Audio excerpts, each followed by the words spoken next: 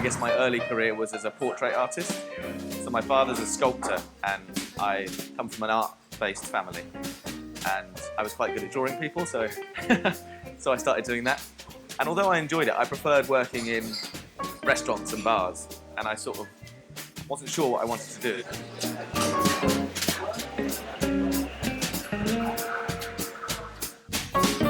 I got married to my wife Leslie, who's from Italy, and we went travelling. And we went to India for a bit, and then we went through to Melbourne in Australia.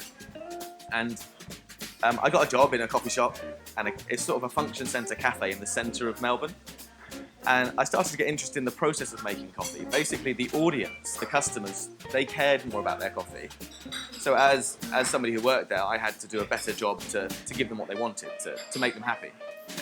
And then somebody sent me up the road to a place called Brother Baba Budan, which is named after a historical, mythical coffee figure who's supposed to have smuggled coffee out of the Arabic world into the rest of the world. And that was the first time I had what I would call speciality coffee. It was actually a Kenyan coffee, and I was given flavour notes and it was described to me. And at the time I thought, you know, sure, yeah. But when I tasted it, that was a turning point for me. I guess you could call it an epiphany. And I think a lot of people I meet in coffee, either they work in coffee and they move towards speciality, or they have some kind of experience that completely changes their idea of what coffee is capable of and what it can taste like. And I had that experience in Melbourne.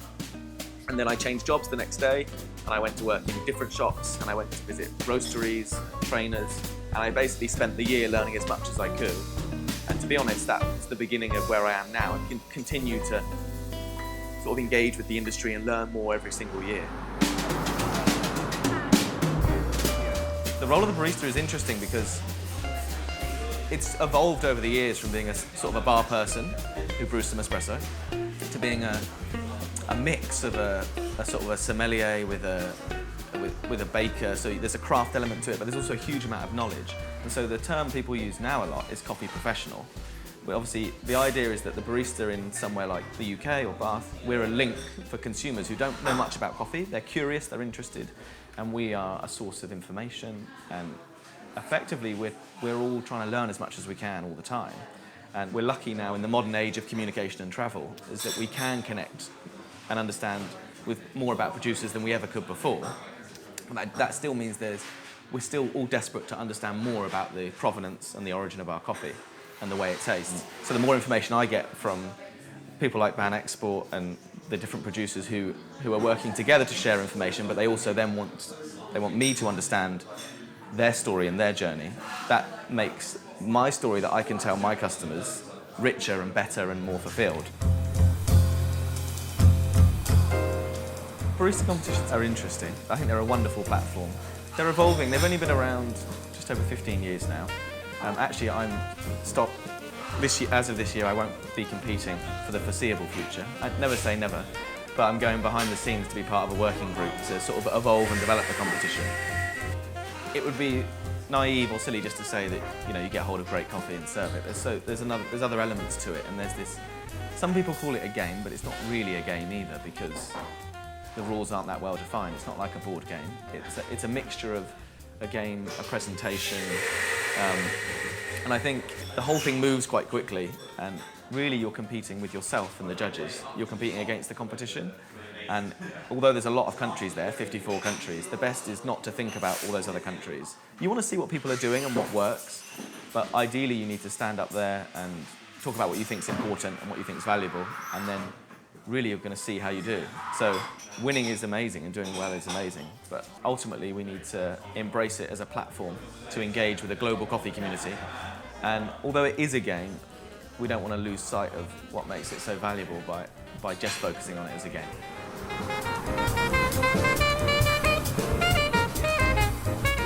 I tend to often use different coffees for the UK Championship and the World Championship based on what's fresh and what's around and what tastes good. Back in 2012, I won the UK with a Rwandan coffee, and then in Rimini, I used a Yogurchefi, a Richa, imported by Nordic Approach, so a washed Ethiopian coffee, very, very different, very aromatic, very floral. And then this year, I actually used the same coffee all the way through for the UK, so I used the Gaetana from Tolima, and I used it to win the UK, and I took it to the World Championships as well.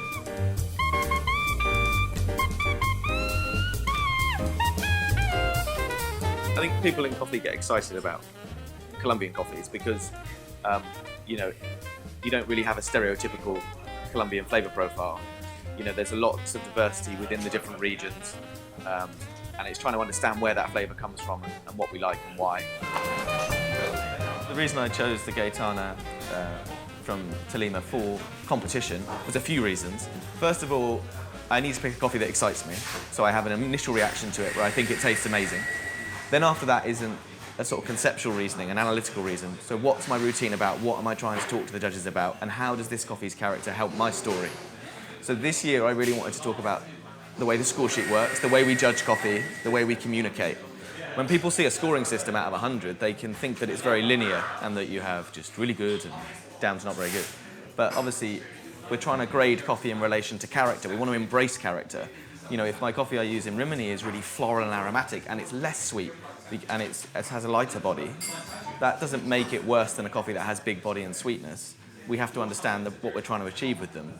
But both need to be clean, for example. And so this coffee is interesting in that it has some of what we'd expect from great espresso, but it also has a lot of what specialty coffee is defined by. Very clean, lots of sweetness, lots of complex acidity.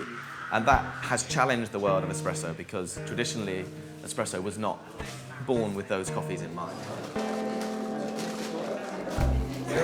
When we choose coffee for competition, that's just the beginning. There's a lot of work to do. With the water science, it's fascinating because effectively all coffee around the world is roasted to a certain water. So when you cup the coffees in Cauca or in Tolima or wherever you're cupping the coffee, you're tasting it with a certain water, and that's going to have an impact on what you think of it. And so here in the UK, when we roast the coffee to taste really good in London, that doesn't mean it tastes really good in Bath because the water's different. So the first thing I was looking to do was find out what the water would be like in Seattle. And Seattle's got very, very soft water, so they had to make the water for the competition. And then we actually developed a series of roast profiles so that we wouldn't lose the character of the coffee when we got to Seattle. Obviously, the worst thing would be that my coffee tasted amazing here and I loved its apple sweetness and acidity, and I didn't get that in Seattle. So we had to plan for that, basically. That's the first stage. And then for me, competition starts with the espresso, and then the other drinks fall into place. And so the signature drink is, of course, quite a difficult drink. I think it's personally quite hard to add ingredients to espresso and not make it taste bad. So you want to make something that tastes amazing. What a lot of the judges will ask you afterwards is, why did you add those ingredients to that coffee? The theory is that the drink you made only succeeds with that coffee. So it's not like you go and create a drink, a type of cocktail, and then just chuck a coffee in.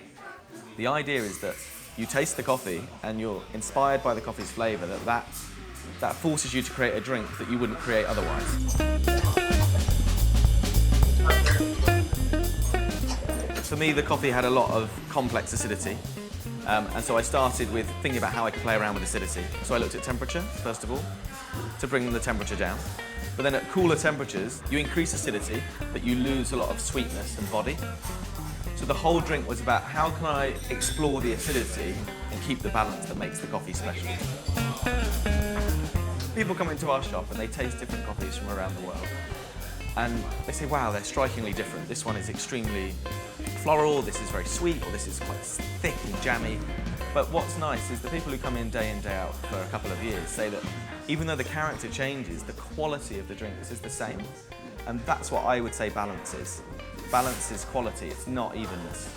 I know it's not the most tangible thing for us all to get our heads around. And we often argue about balance in coffee. But it's, quality and balance are interlinked, but we need to embrace character, and I think that's what the Barista Championships and all of the coffee competitions are about. It's about exploring those ideas. I think it's easy to stigmatise science and make science seem like this odd, non-communicative based piece of information in the corner. But actually, if it's used properly, at its heart, it should be both. There shouldn't be any separation. In Colombia, with a lot of the projects that Ban Export are doing, that is scientific practice. You know, it's amassing data, logging everything that's being done, and trying to draw correlations and find patterns between what works and what doesn't work to help all of the growers. That's what I find so amazing about the Ban Export setup, is that everybody's benefiting from each other. And it's the same in my end with baristering and competitions. Although we talk about the person who invented something, it's never one person.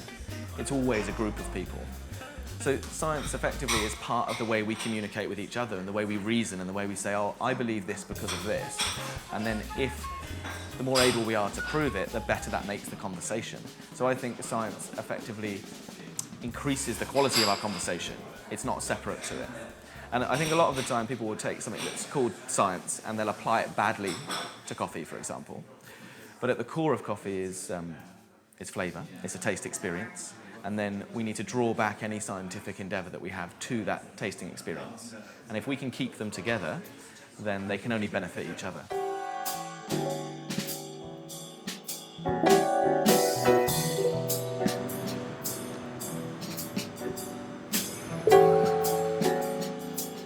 I've never had a 5-year plan about where I'm going to be or what I'm going to do. When I got interested in coffee, it was quite a spontaneous thing, and I just wanted to explore it in every way I could.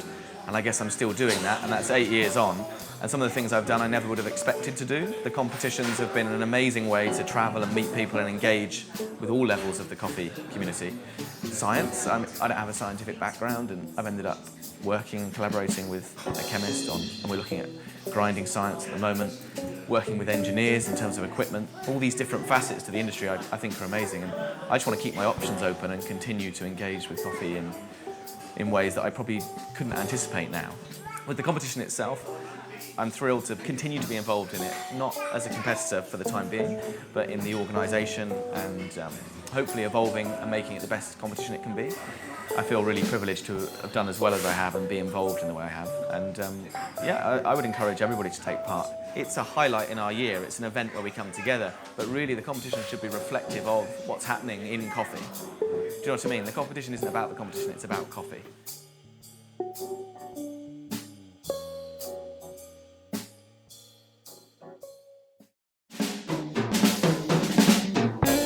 Very exciting time for coffee right now.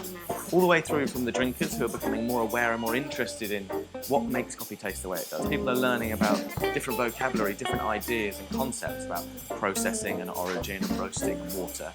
And this can only benefit all the way through the chain. We need to invest in coffee to improve the research that we can do at a farm level.